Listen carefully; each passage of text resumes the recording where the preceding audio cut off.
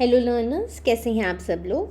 तो ये है बैंकर्स यूनिवर्सिटी द्वारा आपके लिए एक गाइडेंस वीडियो जिसमें आपको करंट अफेयर्स कैसे स्टडी करना है for RBI, SBI, IBPS, all bank exams, या फिर आप एनी गवर्नमेंट एग्ज़ाम भी देख सकते हैं, क्योंकि देखिए करंट अफेयर्स तो सेम ही रहते हैं हर एग्ज़ाम के लिए।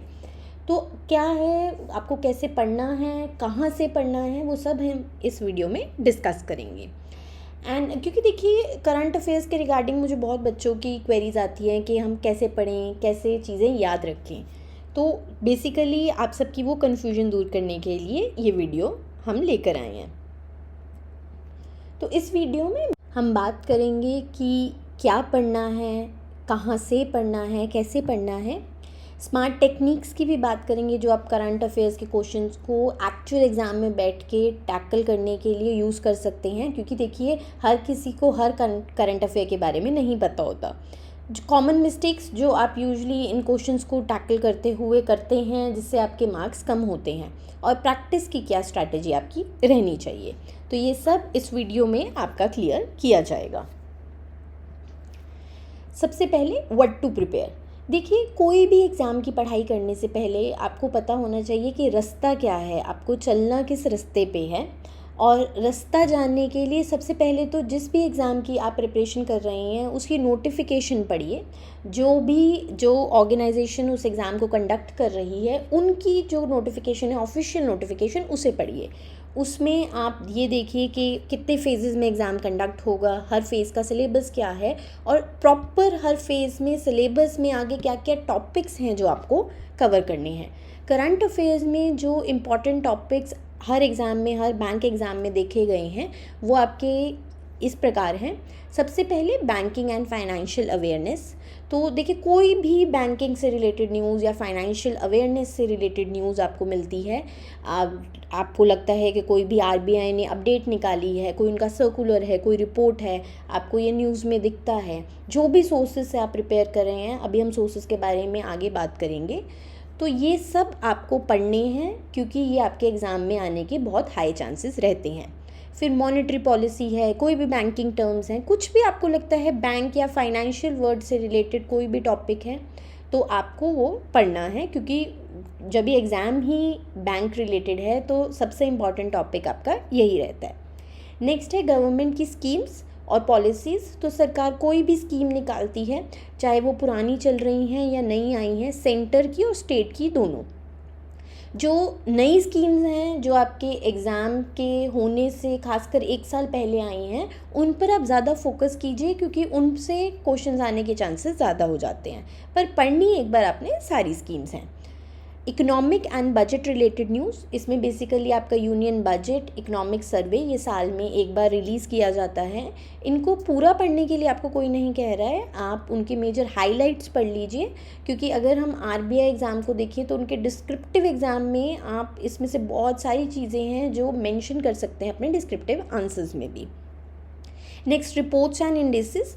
तो कोई भी अगर स्कोर है, कोई भी रैंक है इंडिया का, कोई भी रिपोर्ट रिलीज़ की जाती है बाय हमारी, चाहे नेशनल ऑर्गेनाइजेशंस हैं इंपॉर्टेंट लाइक नीति आयोग, या फिर कोई भी इंटरनेशनल बॉडीज़ हैं जैसे कि आईएमएफ है, वर्ल्ड बैंक है, कोई भी ऐसी रिपोर्ट रिलीज़ होती है, कोई भी रैंक रिलीज़ होता है, कोई भी इंडेक्स रिलीज़ होता है, तो ये सब में आपको इंडिया का रैंक और क्या क्या हम लोग चीज़ें बेटर कर सकते हैं, क्या चीज़ें हैं, क्या फीचर्स देखकर हमें वो रैंक प्रोवाइड किया गया है, मेन ये चीज़ें आप पढ़ लीजिए, और कौन उस रिपोर्ट को इशू करता है।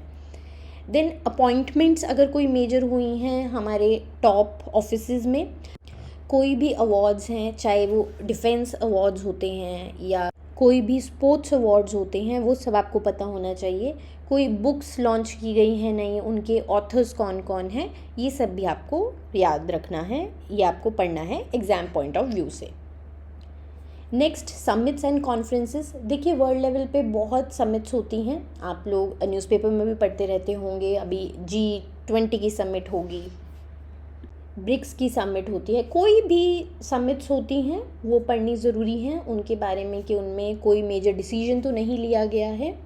एंड कोई भी कॉन्फ्रेंसेस हमारे नेशनल लेवल पे, इंटरनेशनल लेवल पे कोई भी ऑर्गेनाइजेशन कंडक्ट करती है, एंड फाइनली इम्पॉर्टेंट डेज़ पता होने चाहिए। डेज़ जो भी सरकार ने बताए हैं, जैसे कि 5 जून की ही हम बात कर लें तो आज वर्ल्ड एनवायरनमेंट डे है, उनकी कोई थीम है स्पेसिफिक रखी गई है इंटरनेशनल लेवल पे या हमारे नेशनल लेवल पे, तो वो आपको पता होना चाहिए।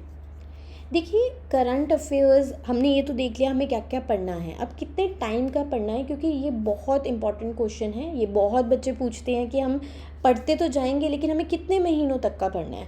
तो देखिए आपकी एग्ज़ाम से पहले आप 6 महीने का अपना पढ़ लीजिए। लास्ट 6 मंथ्स तो मिनिमम रिक्वायरमेंट है कि 6 महीने का तो कवर करना ही करना है। उसके बाद अगर आपको लगता है कि आपके पास टाइम है, आप ज़्यादा वक्त दे पा रहे हैं अपनी स्टडीज़ को, तो आप पिछले 8 महीने का पढ़ लीजिए।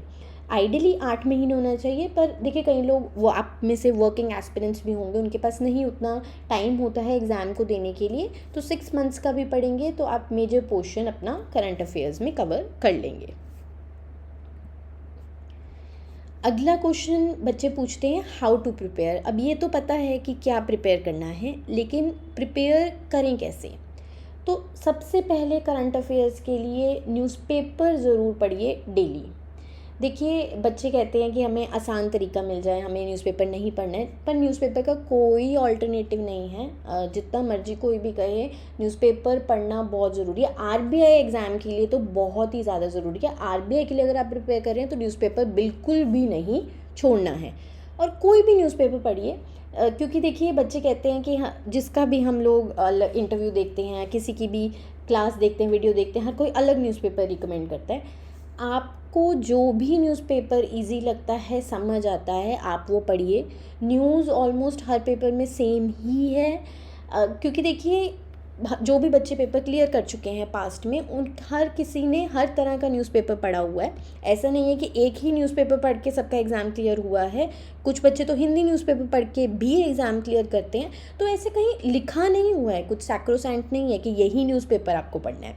आप वो पढ़िए जो आपको आसान लगता है, जो आपको समझ आता है। क्योंकि देखिए अल्टीमेट एम है, आपको जो कॉन्सेप्ट है, जो वो न्यूज़ है, वो क्यों लाई गई है, अगर वो स्कीम के बारे में है या आरबीआई की कोई नोटिफिकेशन है, उसका एक्चुअल पर्पस क्या है, आपको वो समझ आना ज़रूरी है। ना कि आपको ये ज़रूरी है कि आपने हिंदू ही पढ़ा है या इकोनॉमिक एक्सप्रेस ही, इंडियन एक्सप्रेस ही पढ़ा है। नहीं, आप कोई भी न्यूज़पेपर जो आपको आसान लगता है, बल्कि आप अपनी भाषा में भी पढ़ सकते हैं। इंग्लिश में इसलिए रिकमेंड किया जाता है क्योंकि आप मोस्टली एग्ज़ाम जो है इंग्लिश मीडियम में लैंग्वेज में ही देते हैं लोग, बच्चे, तो इसलिए इंग्लिश न्यूज़पेपर ज़्यादा रिकमेंड किया जाता है। पर देखिए आप वो पढ़िए जो आपको आसान लगता है, क्योंकि एग्ज़ाम अल्टीमेटली आपने देना है। अब डेली न्यूज़पेपर तो आपने पढ़ लिया, उसके बाद आप डेली एक करंट अफेयर या पीआईबी की क्लास भी देखिए। मैं हमारे बैंकर्स यूनिवर्सिटी के चैनल पर मैं गीता आपके लिए पीआईबी की क्लासेस डेली लेकर आती हूँ, आप वो देख सकते हैं। देखिए इससे क्या होगा, जो आपने न्यूज़पेपर में पढ़ा होगा वो कहीं ना कहीं आपको पता लग जाएगा उसमें से एक्चुअल में ज़रूरी न्यूज़ कौन सी थी। तो आपकी एक तरह से वो सेकंड टाइम रिवीजन हो जाती है या रिकॉल हो जाती है न्यूज़। तो ये आप करिए। उसके बाद मंथली कंपाइलेशंस आती हैं, जिसमें आपकी मंथली जो भी करंट अफेयर्स थे या मंथली जो भी पीआईबी न्यूज़ थी वो पूरी कंपाइल्ड होती है, उनके मेन पॉइंट्स दिए होते हैं। बैंकर्स यूनिवर्सिटी के बिगिनर टू बैंकर कोर्स में भी आपको मंथली कंपाइलेशंस मिल जाएंगी। ये बेसिकली अब आपकी रिवीजन में हेल्प करेंगी, क्योंकि रिवीजन बहुत ज़रूरी है। रिवीजन के बिना आप चाहे न्यूज़पेपर पढ़ लीजिए, आप चाहे क्लासेस डेली देख लीजिए, लेकिन अगर आप रिवाइज़ नहीं कर रहे हैं तो फ़ायदा कोई नहीं है आपके करंट अफेयर्स इतनी मेहनत करने का। देन आरबीआई की ऑफिशियल वेबसाइट, देखिए ऊपर वाले 3 पॉइंट्स तो आप करिए। 4th और 5th अगर आपके पास टाइम है, देखिए कुछ एस्पिरेंट्स होते हैं जिनके पास अभी वो कॉलेज ख़त्म करके ही आए हैं, उनके पास टाइम है, तो आप आरबीआई की ऑफिशियल वेबसाइट पीआईबी या पीआरएस इंडिया को भी फॉलो कर सकते हैं। पर अगर आप वर्किंग एस्पिरेंट हैं तो आप ऊपर 3 वाले ऑप्शंस भी, 3 पॉइंट्स भी फॉलो कर लीजिए, इनफ है। क्योंकि ये मत सोचिए कि जो बच्चा है जिसके पास ज़्यादा वक्त है वो तो ऑफिशियल वेबसाइट भी पढ़ेगा, ऐसा नहीं है। जो आप मंथली कंपाइलेशंस पढ़ते हैं उसमें भी सब कुछ होता ही है ऑलरेडी। ये इसलिए है कि कहीं कहीं कुछ बच्चे देखिए उस न्यूज़ के बारे में ज़्यादा जानना चाहते हैं, उनको ज़्यादा उसके डीप में जाना होता है, डेप्थ में जाना होता है, तो वो आरबीआई ऑफिशियल वेबसाइट और पीआईबी और बीआरएस इंडिया पढ़ सकते हैं। अब डेली रूटीन आपको क्या रखनी है, आप मॉर्निंग में 30 मिनट्स न्यूज़पेपर ज़रूर पढ़िए। देखिए 30 मिनट्स इनफ हैं। आप बोलेंगे कि 30 मिनट्स में नहीं ख़त्म होता है, पर आपको बहुत ज़्यादा डेप्थ में जाके नहीं पढ़ना है। आप अगर यूपीएससी की तैयारी कर रहे हैं तो मैं 1 घंटा या 1.5 घंटा बोलती, लेकिन इस एग्ज़ाम के लिए 30 मिनट्स, आपके बैंक एग्ज़ाम्स के लिए या आरबीआई के 30 मिनट्स इनफ हैं। देखिए विद टाइम जब आप पढ़ेंगे ना, तो शुरू के दिनों में आपको टाइम लगेगा, लेकिन आपको फिर धीरे धीरे पता चल जाएगा कौन सी न्यूज़ ज़रूरी है, कौन सी आपको हेडिंग पढ़ के आगे बढ़ जाना है और किसका आपको एक्चुअली में अंदर में भी प्रॉपर न्यूज़ पूरा आर्टिकल पढ़ना है। तो मॉर्निंग में 30 मिनट्स अपनी रूटीन बनाइए कि आप न्यूज़पेपर पढ़ें। देखिए 30 मिनट्स हम उठ के फ़ोन पे लगा लेते हैं, लेकिन हम न्यूज़पेपर नहीं पढ़ेंगे, तो वो फ़ोन का टाइम आप देखिए अपने करियर के लिए ही काम कर रहे हैं, तो आप मॉर्निंग में न्यूज़पेपर को दीजिए। और इवनिंग में 30 मिनट्स जो डेली हमने करंट अफेयर्स की बात की है उसका वीडियो देखिए आप, और उसमें से अगर बना सकें तो नोट्स बनाइए की फैक्ट्स के, क्योंकि देखिए नोट्स आपको रिवीजन में ज़्यादा हेल्पफुल होते हैं। मंथली कंपाइलेशंस भी अवेलेबल होती हैं, अगर आपके पास टाइम है तो आप बना लीजिए नोट्स अपनी हैंडराइटिंग में। फिर वीकेंड में 1-2 घंटे लगा के रिवाइज़ कीजिए जो भी आपने उस हफ्ते में करंट अफेयर्स पढ़े हैं। देखिए क्या होता है कि आप, वही मैंने आपसे पहले भी बात की थी कि आप पढ़ लेंगे, लेकिन अगर आप रिवाइज़ नहीं कर रहे हैं ना तो फ़ायदा नहीं होता है। मैं अपने जो भी स्टूडेंट्स हैं उनको क्लासेस में भी हमेशा ये एडवाइस करती हूँ कि रिवीजन ज़रूर कीजिए। रिवीजन ही एक्चुअली में याद रखने का तरीका है, क्योंकि बच्चे पूछते भी हैं कि इतना सारा कुछ होता है, इतना सारा डेटा है, इतनी सारी इन्फॉर्मेशन है, हम याद कैसे रखें। वो याद रखने का तरीका सिर्फ रिवीजन है और कोई शॉर्टकट नहीं है। तो जितना रिवाइज़ करेंगे उतना आपको याद रहेगा, जितनी बार रिवाइज़ करेंगे उतने ज़्यादा चांसेस होते हैं कि आपको वो चीज़ याद रहेगी। और इम्पॉर्टेंट टॉपिक्स जब आप रिवाइज़ करें तो मार्क कर लीजिए। देखिए कुछ न्यूज़ ऐसी होती है जो आपको याद हो ही जाती है, लेकिन कुछ टॉपिक्स आपको लगता है कि हाँ इस पे मुझे बार बार रिवीजन की ज़रूरत है, तो उसको मार्क करते जाइए कि ताकि जब आप नेक्स्ट रिवीजन करें तो आप वही पॉइंट्स को दोबारा से रिकॉल करें, क्योंकि बाकी कुछ पॉइंट्स होते हैं जो नहीं इतने ज़रूरी होते हैं, आपको बार बार पढ़ने की ज़रूरत नहीं है। तो इम्पॉर्टेंट पॉइंट्स को मार्क करते हुए चलिए। वीकेंड के बाद मंथली भी रिवाइज़ कीजिए, एक पूरा दिन लगाकर जितने भी करंट अफेयर्स आपने उस महीने में पढ़े हैं उसमें आप कंपाइलेशन पूरी जो भी मंथली है वो पढ़िए। अगर अपने नोट्स बनाए हुए हैं मंथ के तो वो पढ़िए, और साथ ही साथ मंथली जो भी आपके नोट्स हैं, जो भी आपकी कंपाइलेशंस हैं, उसमें से खुद प्रैक्टिस क्वेश्चंस बनाइए। क्योंकि क्या होता है ना, जब हमें पता होता है कि कौन से टॉपिक्स हैं जो हमें समझ नहीं आ रहे हैं, और जब हम खुद अपने लिए क्वेश्चंस बनाते हैं तो हम एक लेवल सेट करके बनाते हैं, क्योंकि हमें पता होता है यहाँ तक हमें आसान लग रहा है, इससे ऊपर हमें टफ़ लग रहा है। जैसे कि किसी इंसान को हो सकता है कि डेटा, मोस्टली सबको वैसे डेटा याद रखना ही टफ़ लगता है, तो आप उसी हिसाब से अपने खुद के 10-20 प्रैक्टिस क्वेश्चंस डिज़ाइन कीजिए। क्योंकि जब आप डिज़ाइन करेंगे ना तो आपको ऑटोमेटिकली वो चीज़ें याद रहेंगी, क्योंकि आपने जब क्वेश्चन खुद बनाया होता है तो आपको आंसर याद रहने के भी ज़्यादा चांसेस हो जाते हैं। तो प्रैक्टिस मॉक्स की बजाय मेरी एडवाइस आपको रहेगी कि अपने खुद के 20 क्वेश्चंस डिज़ाइन कीजिए, क्योंकि जब आप वो 20 क्वेश्चंस डिज़ाइन कर रहे हो ना तो एक्चुअली में आप वो चीज़ों को अपने दिमाग में फीड कर रहे हो। और गोल्डन रूल देखिए, जो बच्चे पूछते हैं कि एक्चुअली में कैसे याद रखना है, तो गोल्डन रूल हमेशा मैं एडवाइस देती हूँ, रिवाइज़ कीजिए। पढ़ने से ज़्यादा रिवाइज़ कीजिए। अब देखिए बच्चे क्या करते हैं कि मॉर्निंग पढ़ लिया, इवनिंग पढ़ लिया, वीकेंड रिवाइज़ नहीं किया, मंथली मैंने रिवीजन नहीं की, मैं सिर्फ अपने दिमाग में डाली जा रही हूँ करंट अफेयर्स। ठीक है, अब देखो दिमाग है, मशीन नहीं है, मशीन को भी शट डाउन होने की ज़रूरत पड़ती है एक टाइम के बाद, मशीन की भी एक लिमिट होती है, तो दिमाग की तो देखिए ऑब्वियसली लिमिट है। हम इतना ज़्यादा डेटा इसमें फीड करते जाएंगे तो कहाँ से आपको इतना ज़्यादा याद रहेगा। बल्कि बच्चे कहते भी हैं कि शायद हमें ही नहीं याद हो रहा है, ऐसा नहीं है, ह्यूमन माइंड है, किसी को भी इतना डेटा याद नहीं रहेगा। इवन कि कई न्यूज़ आइटम्स होती हैं उसमें सिर्फ डेटा ही डेटा आपको प्रोवाइड कर दिया जाता है, लेकिन देखिए इतना डेटा आपको याद रखने की ज़रूरत नहीं है। जो आपको लगता है ज़रूरी डेटा है, हमने बात भी की है कि एक्चुअली में आपको क्या पढ़ना है, सिर्फ वही याद रखिए, और जितना याद रख सकते हैं उतना रखिए, अपने आप को पुश मत करिए। उससे क्या होगा, जितना याद हुआ है वो भी भूल जाएंगे। पुश नहीं करना है, टेंशन नहीं लेनी है, फ्री माइंड हो के जितना याद कर सकते हो बस उतना करो और उसको बार बार रिवाइज़ करो। रिवीजन ही सिर्फ की है जिससे आप चीज़ें याद रखोगे, और कोई मेथड नहीं है कि जिससे आप सोचते हो कि मुझे चीज़ें याद रह जाएंगी। रिवाइज़ करो, और पूरा 100% नहीं पढ़ा जा रहा है मत पढ़ो, 70% पढ़ो, 50% पढ़ो, लेकिन उसे रिवाइज़ करो। चलिए अब अगला क्वेश्चन कि करंट अफेयर्स क्वेश्चन आ गए एग्ज़ाम में, मैंने 70% ही पढ़ा है, प्रॉपर रिवाइज्ड है वो 70%, मुझे अच्छी तरह से सब कुछ आता है। अब वो 30% अगर आ गए, ठीक है, जो मैंने नहीं पढ़ा है, तो फिर देखिए कुछ टेक्निक्स हैं जो आप यूज़ करके उस क्वेश्चन को एक्चुअली में सॉल्व कर सकते हो एक्यूरेटली। तो देखिए इस एग्ज़ाम में ये पॉइंट भी याद रखिए कि एग्ज़ाम में एक्यूरेटली सॉल्व करना ज़्यादा ज़रूरी है। नहीं आता है तो छोड़ दो, लेकिन एक्यूरेट आंसर देना, गलत करोगे तो नेगेटिव मार्किंग पे जाओगे, लेकिन अगर छोड़ दोगे तो कम से कम 0 मार्क्स मिलेंगे। इस ऐसे क्या होगा, अगर गलत देते हो तो जो सही दिया है उसमें से भी नेगेटिव की वजह से उसको भी आप कम करवाओगे। तो सबसे पहले एलिमिनेशन मेथड आप यूज़ कर सकते हैं। इसमें क्या होता है कि कोई भी ऑप्शंस आपको, देखिए आजकल क्वेश्चंस आपको 2 तरह के आते हैं एग्ज़ाम में। एक होगा कि आपको डायरेक्टली कोई भी क्वेश्चन दिया होगा, डायरेक्टली पूछ लेंगे कि चेयरमैन कौन है नीति आयोग का, तो आपको डायरेक्टली बस 4 ऑप्शंस दिए होंगे। लेकिन उसके बाद एक और तरह के क्वेश्चंस आजकल बहुत ज़्यादा आपको पूछे जाते हैं, खासकर आरबीआई एग्ज़ाम में, जिसमें आपको 2 या 3 पॉइंट्स दिए होते हैं और फिर नीचे कॉम्बिनेशंस दिए होते हैं कि इसमें से करेक्ट कॉम्बिनेशन ऑफ पॉइंट्स कौन से हैं रिलेटेड टू एनी स्कीम आपको दिया होगा। तो उसमें बेसिकली आपको एलिमिनेशन मेथड बहुत हेल्प करता है।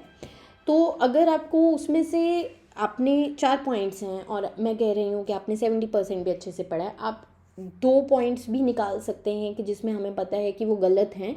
आपको 2 पॉइंट्स के बारे में चलो कुछ भी नहीं पता है, लेकिन 2 पॉइंट्स के बारे में पता है कि ये 2 पॉइंट्स मैंने पढ़े थे, तो आप कहीं ना कहीं उनको सही या गलत मार्क करके नीचे ऑप्शंस में से जिनमें भी वो अगर गलत हैं तो उन जिन भी ऑप्शंस में वो आपको दे रखे हैं पॉइंट्स उनको हटा दीजिए, और आपको बहुत चांसेस रहते हैं कि अपना सही आंसर मिल जाएगा। देन रिवर्स रिकॉल टेक्निक होती है। इसमें आप ऑप्शंस रीड कीजिए, क्वेश्चन रीड कीजिए, उसके ऑप्शंस रीड कीजिए और फिर अपने नोट्स को याद करने की कोशिश कीजिए कि क्या मैंने इससे रिलेटेड कुछ भी पढ़ा था। और देखिए आपके लिए तब आसान रहेगा कि अगर आपने कॉन्सेप्ट वाइज अपने नोट्स प्रॉपर्ली बनाए होंगे, आपको सारे कॉन्सेप्ट्स पता होंगे कि क्या क्या आपके एग्ज़ाम के लिए ज़रूरी है, और आप उस कॉन्सेप्ट को याद करेंगे और उसके नीचे आपने जो भी न्यूज़ या करंट अफेयर लिखा था तो आप बेटर उसको रिकॉल कर पाएंगे। नेक्स्ट है 50-50 गेसिंग रूल। देखिए इसको थोड़ा कॉशन से यूज़ करिए, ये ज़्यादा मैं रिकमेंड नहीं करूँगी। जब अगर आप कंफ्यूज हैं किन्हीं 2 ऑप्शंस में, 4 में से आपको 2 तो पता ही है कि गलत हैं, 2 में आप कंफ्यूज चल रहे हैं, तो आप उसके साथ जाइए जो आपने रिसेंटली अगर कुछ भी उससे रिलेटेड पढ़ा है न्यूज़ में, क्योंकि उसके ज़्यादा चांसेस हैं कि वो आंसर आपका सही है। देन टाइम मैनेजमेंट बहुत ज़रूरी है। एक क्वेश्चन नहीं आ रहा है, 30 सेकंड से ज़्यादा नहीं लगाने हैं। अगर आना होता है वो 30 सेकंड्स में आपको हिट कर जाएगा, नहीं आ रहा है अगले पे मूव ऑन कर जाओ, वरना कुछ नहीं होगा। ये नहीं आ रहा मुझे, अगला नहीं आ रहा, आप सिर्फ अपना कॉन्फिडेंस और मोरल लूज़ करोगे और कुछ नहीं होगा। देखिए 1 नहीं आया, 2 नहीं आया, 3 नहीं आया, कुछ नहीं होता। कुछ लोगों को तो शुरू के 15-20 भी नहीं आते, लेकिन हो सकता है कि 15-20 के बाद जो अगले, अगर 80 क्वेश्चंस में आरबीआई की बात करूँ आते हैं उसमें, तो हो सकता है अगले आपको 60 आते हों। ऐसा कहीं नहीं लिखा है कि शुरू के ही आने आपको ज़रूरी हैं, लेकिन आपने 30 सेकंड से ज़्यादा एक क्वेश्चन पे नहीं लगाना है, आगे मूव ऑन कर जाओ। क्योंकि जब आप एक बार पूरा सेक्शन कर लोगे उसके बाद जो टाइम बचेगा तो आप एलिमिनेशन मेथड या 50-50 गेसिंग मेथड लगा सकते हो। और हाँ, ये भी बहुत ज़रूरी है, आपको ये पता होना चाहिए कौन से क्वेश्चन छोड़ने हैं, नहीं करने हैं, क्योंकि उसमें आपके एक्यूरेसी आने के चांसेस बहुत ही कम हैं। 50-50 क्या, 50 से भी कम प्रोबेबिलिटी है कि वो आपका सही हो सकता है। तो क्वेश्चन कौन से छोड़ने हैं ये भी आपको बहुत पता होना चाहिए अच्छी तरह से, बहुत ज़रूरी चीज़ है। क्योंकि देखिए एक्यूरेसी इस एग्ज़ाम में खासकर आपके फ़ेज़ 1 में बहुत ज़रूरी है। एंड कुछ भी हो जाए एग्ज़ाम में अपना कॉन्फिडेंस और मोरल नहीं लूज़ करना है, क्योंकि लूज़ करोगे तो क्या होता है, सही क्वेश्चन भी गलत करके आते हो और उसमें क्या होता है कि क्वेश्चन ही गलत पढ़ लेते हो। बहुत बार देखो एग्ज़ाम में यही नहीं पूछा होगा इसमें से कौन से करेक्ट ऑप्शंस हैं, ये फीचर्स ठीक हैं स्कीम के, वो लोग उल्टा भी पूछ सकते हैं, which are not the features of the above scheme. तो ऐसा ना हो कि सही करके कि ये वाले तो हैं फीचर्स, कर तुम सही रहे हो, तुम्हें पता है कि फीचर्स क्या है, लेकिन क्वेश्चन नहीं ढंग से पढ़ा कि उसमें एक्चुअली में क्या पूछा गया है। तो क्वेश्चन कब ढंग से पढ़ पाओगे, जब प्रॉपर अपना ध्यान तुम्हारा एग्ज़ाम पे होगा। और वो कब होगा, जब अपना कॉन्फिडेंस और मोरल इंटैक्ट रखोगे। उसको नहीं खोना है, नहीं आ पा रहे हैं क्वेश्चंस, कोई बात नहीं, लेकिन जितना पेपर आ रहा है उसको तो अच्छे से करो, उसको तो एक्यूरेटली करो। एग्जाम्पल है, आप स्ट्रैटेजी यूज़ कर सकते हैं इसमें। जैसे कि आपको क्वेश्चन आ गया, who is the current chairman of SEBI. ये बहुत इजी है, ये तो ऑब्वियसली हर किसी को पता होगा, पर फिर भी हमें एग्जाम्पल के तौर पे ले रहे हैं। अब इसमें सोचिए कि आपको नहीं पता है। अब पहले तो आप एलिमिनेशन टेक्निक यूज़ कर सकते हैं, क्योंकि हमें पता ही है, क्योंकि बहुत फेमस हैं कि शक्तिकांता दास जी के बारे में और निर्मला सीतारमन जी के बारे में तो हमें पता ही पता है, ये तो बहुत ज़्यादा न्यूज़ में रहते हैं। तो आप आराम से सी और डी को एलिमिनेट कर सकते हैं। अब उसके बाद हमें फर्स्ट और सेकंड है, और हमें पता है कि इन दोनों के नाम इतने ज़्यादा रिकरेंट नहीं है करंट अफेयर्स में, तो हो सकता है आपको नाम पता हो। लेकिन ए और बी में आप अगर रिकॉल कर पाएँ अपना करंट अफेयर्स, तो आपको पता होगा कि जो मधाबी पूरी बुद्ध जी हैं, उन पर अभी केस चला था पीछे, और अभी उन्हें क्लीन चिट भी प्रोवाइड की है लोकपाल जी ने। तो देखिए, इससे आप कहीं ना कहीं रिलेट कर सकते हैं, क्योंकि उस न्यूज़ में लिखा था कि वो ex chief SEBI, x chairman of SEBI हैं। तो आप क्योंकि आपको उनकी इस न्यूज़ के बारे में अगर आप पढ़ रहे होंगे, क्योंकि पिछले 1-2 महीने से ये बहुत ज़्यादा वो न्यूज़ में रही हैं, तो आप आराम से इसे एलिमिनेट करके बी ऑप्शन पे टिक कर सकते हैं, अगर आपने तुहीन कांता पांडे जी का नाम चाहे एक बारी भी नहीं सुना है। अब देखिए, टिप मेरी रहेगी आपको क्वेश्चंस को टैकल करते टाइम, कि अपने माइंड को ट्रेन कीजिए कि जितनी जल्दी हो सके फैक्ट्स को फिगर्स या नेम से लिंक कर सके।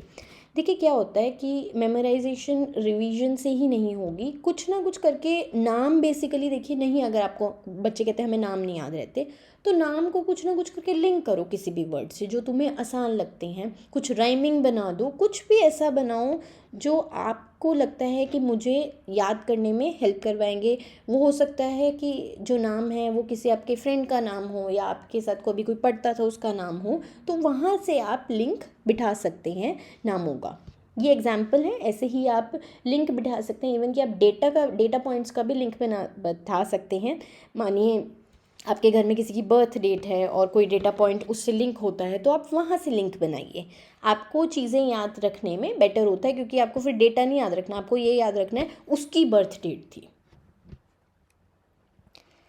नेक्स्ट कॉमन मिस्टेक्स जो बच्चे करते हैं, जो आपको नहीं करनी है, बहुत सारे सोर्सेज मत फॉलो कीजिए। बच्चे कहते हैं कि उनको लगता है हम ये भी पढ़ लें, इस सोर्स से भी पढ़ लें, इस सोर्स से भी पढ़ लें। नहीं, कुछ नहीं होता है, too many hands spoils the dish. कुछ नहीं होगा, सिर्फ क्या होगा, खिचड़ी बन जाएगी दिमाग में, कुछ भी नहीं याद रहेगा। जैसे मैंने पहले भी आपको कहा था कि आप पूरा मत 100% पढ़ने की कोशिश मत कीजिए, 70-80 पढ़िए, उसको अच्छे से रिवाइज़ कीजिए। सिमिलरली ये भी नहीं है कि वो 70-80 करने के चक्कर में मैंने बहुत सारे सोर्सेज पढ़ लिए हैं, दिमाग में ओवरलोड हो जाएगा, कन्फ्यूजन होगी, एंड में कहोगे मुझे तो कुछ भी याद नहीं है, पेपर से पहले ब्लैंक आउट हो जाओगे। तो फिर ऐसे लगता है पेपर से पहले मेरे तो ना दिमाग से सब कुछ ही चला गया जो इतना पढ़ा था। उसके लिए क्या ज़रूरी है, जितना पढ़ो कम भी पढ़ो, लेकिन उसको रिवाइज़ करो, और अब कॉन्फिडेंट रहो कि मैंने जो पढ़ा है एग्ज़ाम उसी में से आएगा। देखो अपने ना मन में बोलो बार बार कि जितना मैंने पढ़ा उसी में से पेपर आएगा, जितना आप मैनिफेस्ट कर लेते हो, और एग्ज़ाम में बहुत सारे क्वेश्चंस फिर उसी में से आ जाते हैं।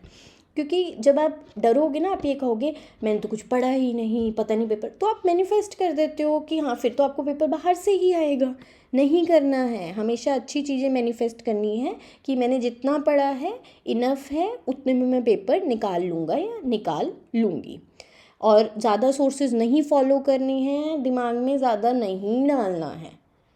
एंड अगर रिवीजन प्लान नहीं है, रिवीजन तो देखो की है, रिवीजन नहीं की है अगर, तो फिर कुछ नहीं होगा, जो भी पढ़ा है वो भूलोगे। रिवीजन बहुत ज़रूरी चीज़ है, बचपन से हमें सिखाया जाता है कि एग्ज़ाम से पहले रिवीजन करो। और अगर आप स्पेसिफिक न्यूज़ इग्नोर करते हो जो बैंक के लिए एक्चुअली में ज़रूरी है, देखिए पॉलिटिकल न्यूज़पेपर में पढ़ने की ज़रूरत नहीं है, वो एग्ज़ाम में नहीं पूछी जाती है। वो पढ़ोगे टाइम वेस्ट होगा, आनी है नहीं है एग्ज़ाम में, तो इसलिए वो पढ़ो जो एक्चुअली में ज़रूरी है। और अगर आप ओवर रिलाई करते हो यूट्यूब वीडियोस पे सिर्फ और भूल जाते हो न्यूज़पेपर को, अपने मंथली कंपाइलेशंस को, तो वो भी आपको बेनिफिट नहीं देगा। क्योंकि देखो न्यूज़पेपर का मैं हर बार कहती हूँ, मेरी सेम लाइन कहती है, कोई ऑल्टरनेटिव नहीं है।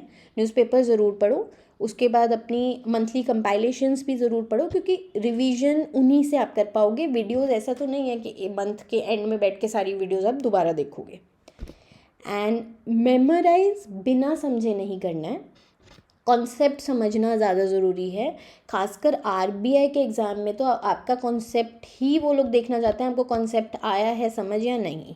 उनका ज़्यादा डेटा पॉइंट्स पूछने का कोई वो नहीं होता है, वो लोग आपको ज़्यादा डेटा नहीं देखना चाहते हैं कि आपकी मेमोराइजिंग पावर कितनी है। क्योंकि देखिए कल को जॉब जब आपकी लग जाएगी तो ऐसा नहीं आपको कुछ मेमोराइज़ करके उनको बताना है, सब कुछ आपके पास आपके कंप्यूटर्स में होता है या आपके पास पेपर्स होते हैं, उससे रिलेटेड कुछ मेमोराइज करना ज़रूरी नहीं है। जॉब में आगे जाके उनको ये नहीं चाहिए लोग जो अच्छे से, जिनको याद रहती हैं चीज़ें, उनको ऐसे लोग चाहिए जिनकी अंडरस्टैंडिंग अच्छी होती है।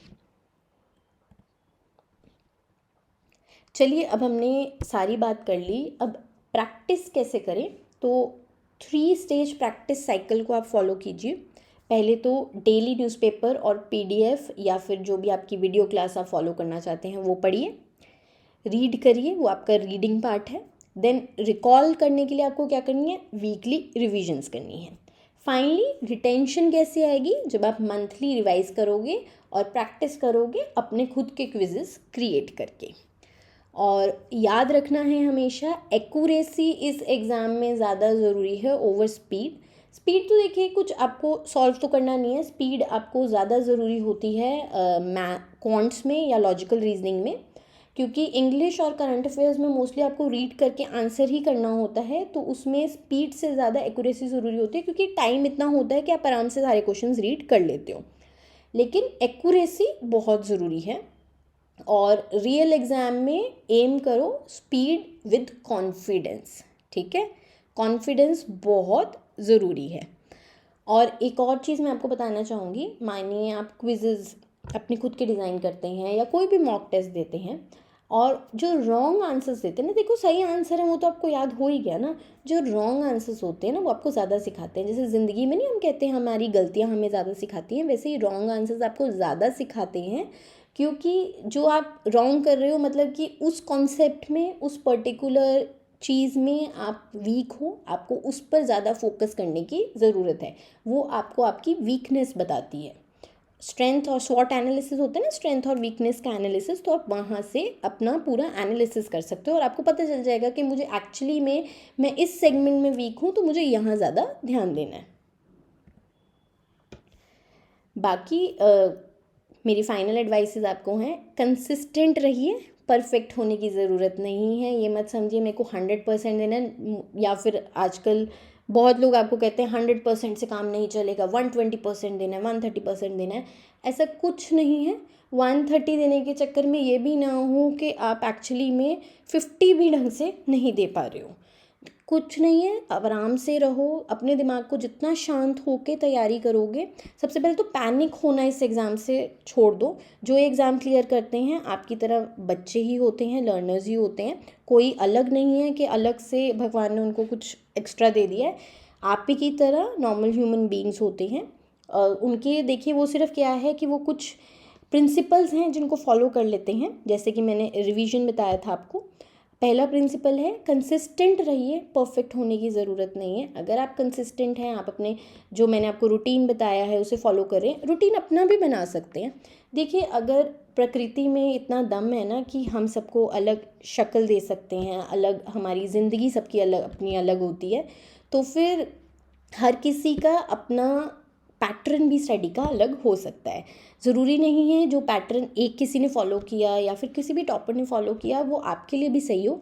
हाँ, उनकी बहुत सारी स्ट्रैटेजीज सही होती हैं, आप फॉलो कर सकते हैं, पर अपने लिए अपना एक प्लान बनाइए। हर किसी का एक कस्टमाइज्ड प्लान होना चाहिए, क्योंकि आपके लिए जो बेस्ट है वो आप ही जानते हैं। बाकी मेरे फाइनल वर्ड्स आपको एडवाइस के रहेंगे कि कंसिस्टेंट रहिए, छोड़िए मत बीच में। 15 दिन करेंगे, 15 दिन नहीं करेंगे, वो उससे नहीं चलेगा। रिवीजन ज़रूर कीजिए, रिवीजन आपका बेस्ट फ्रेंड होना चाहिए अगर आपको इस एग्ज़ाम को क्लियर करना है। सोर्सेज कम रखिए, रिवीजन पर फोकस करिए। 100% कवरेज की ज़रूरत नहीं है, स्मार्ट कवरेज की ज़रूरत है। ये देखिए कि कौन से एरियाज़ हैं जिन पर ज़्यादा फोकस, आपके पास्ट प्रीवियस ईयर क्वेश्चंस या प्रीवियस ईयर पेपर्स को पढ़िए कि किन आपके सेगमेंट्स में या किस पर्टिकुलर टॉपिक पे ज़्यादा फोकस आजकल दिया जा रहा है, कौन से टॉपिक्स हैं जो हमारे करंट एनवायरनमेंट में ज़्यादा ज़रूरी है, उनको कवर ज़्यादा बेटर वे में करिए। स्मार्ट कवरेज बोलते हैं इसको। चलिए, ये आपकी गाइडेंस सीरीज़ में हम लोगों ने पहली वीडियो बनाई करंट अफेयर्स की। मैं होप करती हूँ कि आपको हेल्प करेगी और जो बच्चे बहुत कंफ्यूज रहते हैं तैयारी के मामले में उनको भी हेल्प करेगी। चलिए, बाय बाय।